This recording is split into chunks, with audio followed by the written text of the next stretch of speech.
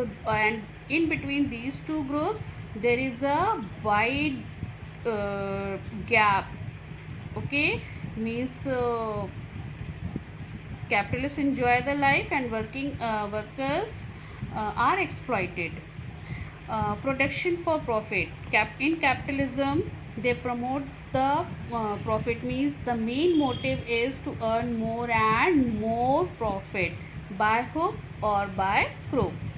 And the main philosopher who advocated this theory, he was Adam Smith. Adam Smith was the main philosopher or the thinker or of the promotion of the capitalistic theory. On the other hand, you can see the socialism, about which you have learnt in this chapter, that is socialism. Socialism, there is a very means a minor difference between socialism and communism. Both in general, when we talk about the communism and socialism, so most of the people get confused in to define socialism and communism, because there is a minor difference between these. Here you can see how you can understand the difference. In communism, no private ownership, means completely they discard the private ownership.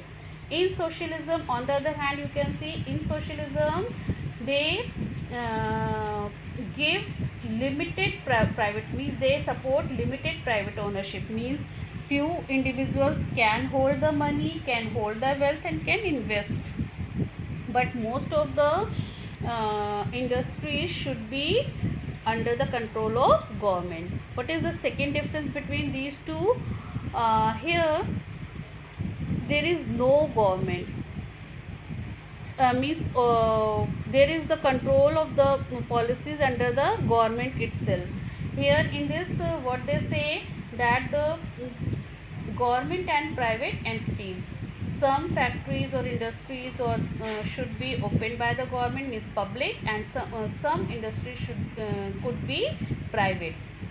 No class distinction. In communism, there is no class distinction, because there is no class. All the resources are equally enjoyed by the society as a whole. On the other hand, you can see here the limited class distinction. Limited class distinction in because there would be the industries, and definitely when there would be the industries, so one group would be the industrialist group, and another group would be the working group. So, but the difference the difference between the working and the industrialists would not be widened. Production, here what is the motive? Production for basic needs.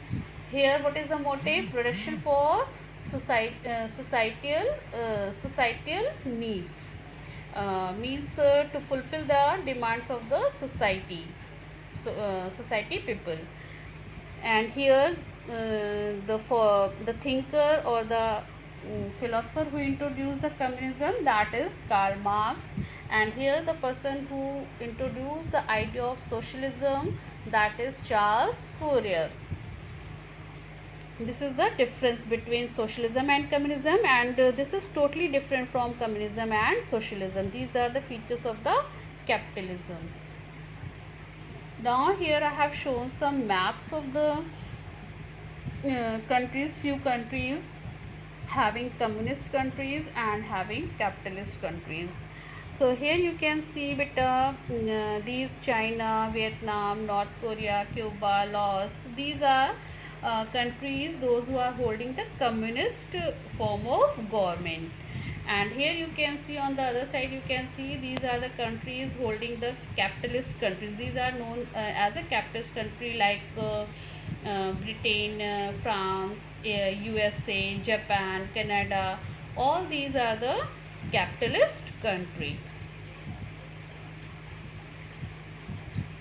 And beta here you though I have not shown the name of the socialist countries, but if I'll talk about that, you have read about the India's constitution. In India's constitution, it is said that the India would be a socialist democratic country.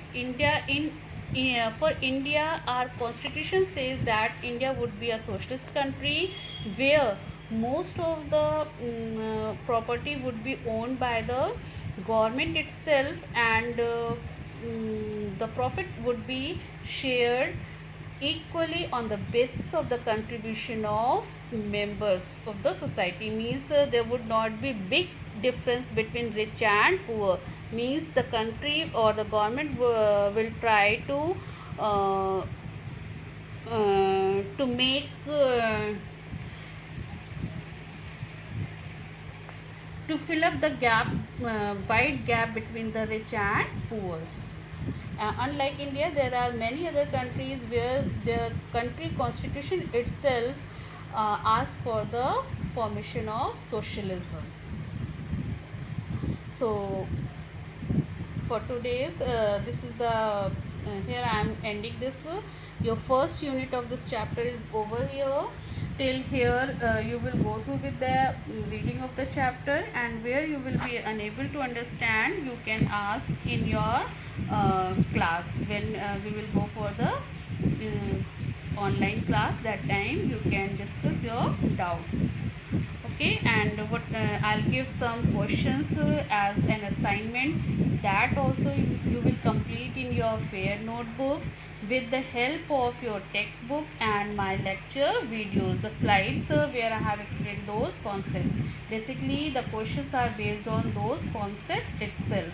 Beta, I am not going to give you ready-made answers because it promotes the spoon feeding. In starting, just I have given the idea by giving answers, but now I am leaving this habit and making effort to make you people capable to write your own answers. Okay, I hope that you will make your effort and will find your own answers.